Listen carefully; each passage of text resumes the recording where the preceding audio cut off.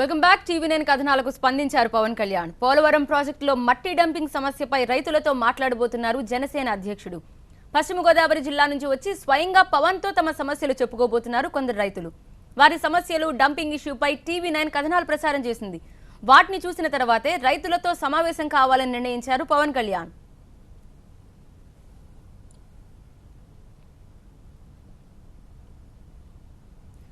కొద్దిసేపటి క్రితమే పవన్ కళ్యాణ్ పోలవరం నిర్వాసితులతో భేటీ అయ్యారు. ప్రస్తుతం ఆ భేటీ కొనసాగుతోంది. మా ప్రతినిధి హసీనా కార్యాలయం బయటే ఉన్నారు. వివరాలు అందించడానికి ఓవర్ టు యు హసీనా. కొద్దిసేపటి క్రితమే అంటే చెప్పిన టైంకు 2:30కు వాళ్ళకి అపాయింట్మెంట్ ఇచ్చారు. అదే సమయానికి పవన్ కళ్యాణ్ ఇక్కడ చేరుకున్నారు. అందరు రైతులంతా లోపలికి వెళ్లారు. అందరితో కూర్చొని సమస్య గురించి పూర్తి స్థాయిలో మాట్లాడుతున్నారు.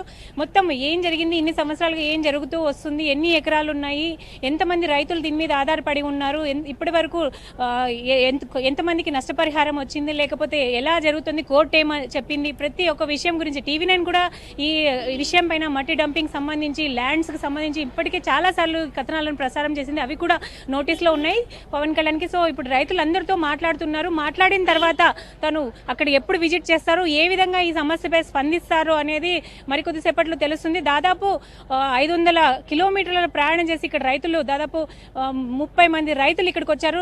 203 ఎకరాల భూమికి సంబంధించి దాంట్లో 108 మంది రైతులు దీనిపై ఆధారపడి బతుకుతున్నారు. చాలా మంది ఇప్పటికీ కోర్టుకు కూడా వెళ్లారు.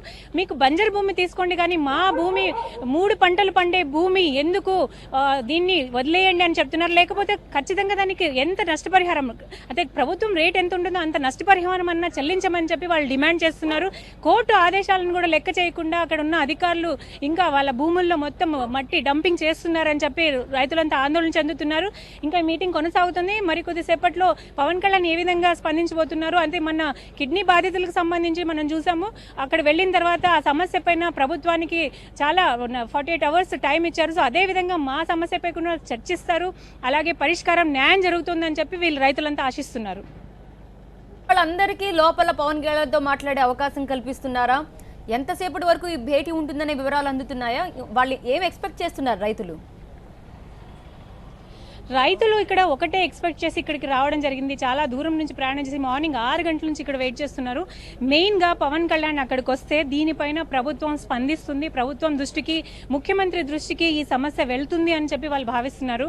అయితే ఖచ్చితంగా ఆ ప్రాంతానికి పవన్ కళ్యాణ్ విజిట్ చేయాలని చెప్పి వాళ్ళు ఆశిస్తున్నారు. విజిట్ చేసి అక్కడున్న రైతుల పరిస్థితి ఎలా ఉంది, సన్నకారు రైతులు అంతా మొత్తము వాళ్ళ జీవనోపాధి ఏ విధంగా ఉంది, ఎలా బతుకుతున్నారు అని అదంతా ఆయన చూపిస్తారు. కాబట్టి అదంతా సీఎం దృష్టికి వెళ్తుంది అనేది వీళ్ళు ప్రధానంగా వీళ్ళు ఆశించడము. అయితే ప్రతి ఒక్క రైతుతో కూడా ఇక్కడ మాట్లాడుతున్నారు. వాళ్ళు అంతకుముందు భూముల్లో ఏ విధంగా పంటలు వేసుకునే వాళ్ళు ఆ ఫొటోస్తో పాటు ఇప్పుడు మట్టి డంపింగ్ ఏ విధంగా జరుగుతుంది అన్న ఫొటోస్ కూడా తీసుకొని వచ్చారు. మొత్తం వీడియోస్ కూడా పవన్ కళ్యాణ్కి చూపిస్తున్నారు. మొత్తం వివరించిన తర్వాత ఈ సమస్య ఎంతమంది ఉన్నారు బాధితులు అనేది పూర్తి స్థాయిలో ప్రతి ఒక్కరు వచ్చిన వాళ్ళందరితో కూడా మాట్లాడితే దాదాపు ఇది 1 అవర్ పైనే ఈ మీటింగ్ జరిగే అవకాశం కనిపిస్తుంది. Right, thank you Haseen. Updates అందించినందుకు. మొత్తం మీద 2 మార్గాలు అయితే కనిపిస్తున్నాయి. ఒకటి ఇటుకల కోటకు డంపింగ్ యార్డ్ని తరలించడం, లేదంటే అదే ప్రాంతంలో మట్టి వేసిన తర్వాత మళ్ళీ తీసేసి తమ భూముల్ని తమకి ఇప్పించడం. ఈ 2 మార్గాల్లో పవన్ కళ్యాణ్ ఏది సూచిస్తారు, రైతులకు ఏది పరిష్కార మార్గం అనుకుంటారనేది మనం చూడాల్సిందే.